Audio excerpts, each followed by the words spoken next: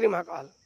भूत प्रेत किसी को पकड़ते हैं तो उसमें गलती किसकी होती है, या कौन सी गलतियों के कारण भूत प्रेत हमें पकड़ लेते हैं, या भूत प्रेत ज़्यादातर लोगों को पकड़ते हैं या कोई षड्यंत्र द्वारा पकड़ा देता है।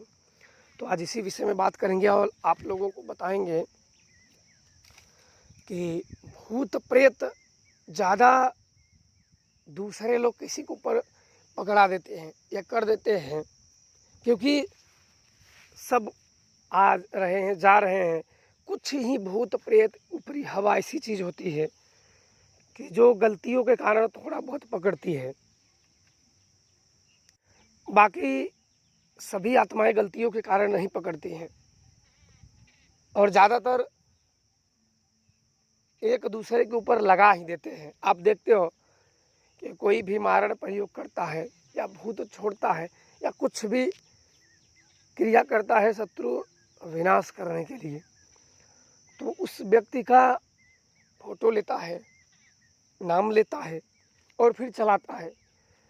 तो ये नहीं कि वो व्यक्ति मर ही गया, लेकिन वो व्यक्ति अगर चला दे रहा है, अगर वह व्यक्ति चला दे रहा है तो वो शक्ति भले से 100 में 100% काम ना करे, लेकिन 100 में 10% तो काम करेगी, और वो उतना रिजल्ट दिखाएगा तो सामने वाले को पता नहीं चलेगा कि शक्ति चली है कि नहीं। लेकिन वही 10% धीरे धीरे धीरे धीरे वो बहुत बड़ा रूप ले लेगी, और तब उस व्यक्ति को भी ज्ञात नहीं रहेगा कि मैंने किसी से चलवाया था, और चलाने वालों को भी पता नहीं रहेगा कि मैंने किसी पे चलाया था। तो इसलिए वो व्यक्ति जाने अनजाने में फंसता चला जाता है और उसे उसका ज्ञान नहीं होता है। लेकिन भविष्य में कभी भी चलाओ, थोड़ा बहुत जब शक्तियाँ काम करती है तो भरोसा जल्दी नहीं होता है, लेकिन शक्तियाँ अपना काम कर देती हैं। और दूसरा कारण होता है कि जब किसी के ऊपर आप चलाओ और अगर नाम या दर पता या कुछ ठीक ना हो, क्लियर ना हो, तो शक्तियाँ भटक जाती हैं।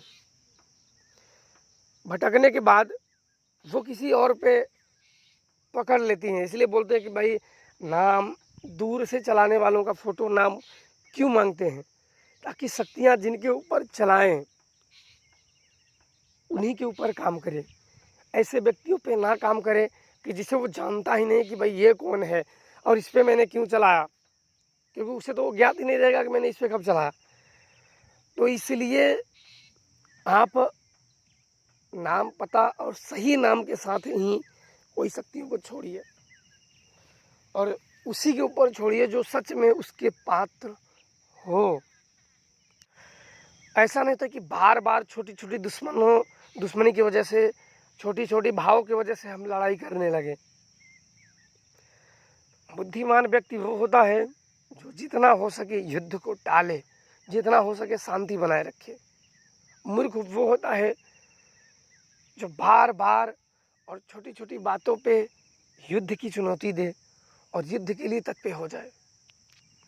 तो इसलिए संभव आप लोग वो करिए कि युद्ध को जितना हो सके उतना टालें, और किसी के ऊपर या करो या कराते समय आप लोग ये बात ज़रूर ध्यान देना कि शत्रु रहेगा फिर भी आपको नहीं मार देगा, और नहीं भी रहेगा फिर भी आपको नहीं मार देगा। आज एक शत्रु आपका है, उसका विनाश कर दो, कल और शत्रु बनेगा, फिर और शत्रु बनेगा, फिर और शत्रु बनेगा। मतलब अगर आप खुद नहीं सुधरोगे तो शत्रु ऐसा नहीं है कि ये शत्रु है इसका मैं सर्वनाश कर दूंगा तो फिर कोई उत्पन्न नहीं होगा, उत्पन्न फिर भी होंगे। तो इसलिए अपने आदतों में और अपने आचरण में, अपने बोल वचन में सुधार करो। जब अपने आचरण में बोल वचन में सुधार करोगे तो हमसे कोई शत्रुता ही नहीं करेगा। नहीं तो आप एक पे तांत्रिक विद्या प्रयोग करोगे या कराओगे, किसी पे काम कर गया, 2 बार काम करेगा, कभी नहीं काम किया तो आपकी बेइज्जती होगी, और बेइज्जती नहीं भी हुई तो वो कभी आपके ऊपर करा देगा, तो 2 का सूत समेत जो 2 पे आप कराए हो वो सूत समेत आपको मिल जाएगा। तो इसलिए जो ईश्वर का काम है उसे उन पे छोड़ दीजिए। जो हमारा काम है, लोगों का जो कर सकते हैं, ऐसा नहीं कि भाई सब कुछ कर ही सकते हैं, जो कर सकते हैं उस पे लगे रहो। अपने तरफ से मत छोड़ो, जो आप के ऊपर शक्तियों की कृपा है, जो अपने तप जप करके अर्जित कमाए हुए हैं, उन शक्तियों से प्रार्थना करोगे और वो सुनती हैं तो ज़रूर काम करेंगे। कोई भी सिद्ध हो या तांत्रिक हो या गौरी हो, पुजारी हो या मैं ही क्यों ना हूँ, हम सब क्या करते हैं? शक्तियों की पूजा करते हैं, सच्चे हृदय से उनको मानते हैं, उनका ध्यान करते हैं। तभी आप सबको जो भूत प्रेत ऊपरी हवा है उसको ठीक करते हैं। हम सब थोड़ी भूत प्रेत से दुखी हैं। मेहनत क्यों करते हैं? क्योंकि जो दुखी लोग हैं उनको ठीक करने के लिए। बाकी हम सब या जो बाबा है या जो पुजारी है, जो भक्त हैं, वो सब थोड़ी ऊपरी बाधाओं से दुखी हैं। वो सब दूसरों के लिए तट पे रहते हैं कि जितना हो सके भाई भला करोगे, विद्या सीखे हो तो। बाकी अगर आप बड़े बड़े हॉस्पिटल में भी जाओगे तो क्या 100 मरीजों में 100 ठीक ही हो जाते हैं? क्या जो दवाई आपको मिलती है क्या उसकी गारंटी होती है कि तुम ठीक ही हो जाओगे? गारंटी किसी चीज़ में नहीं होती है।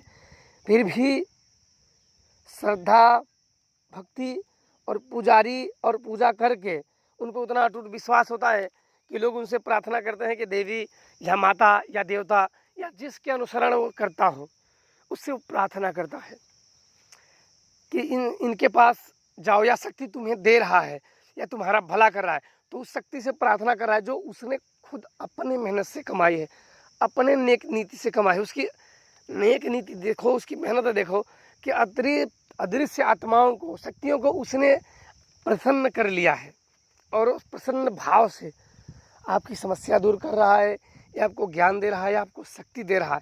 तो आप सोचो कि उसका मन कैसा होगा। तो इसलिए आप लोग इन सब की आराधना करिए और साधना करिए, खुश रहिए। जय श्री महाकाल।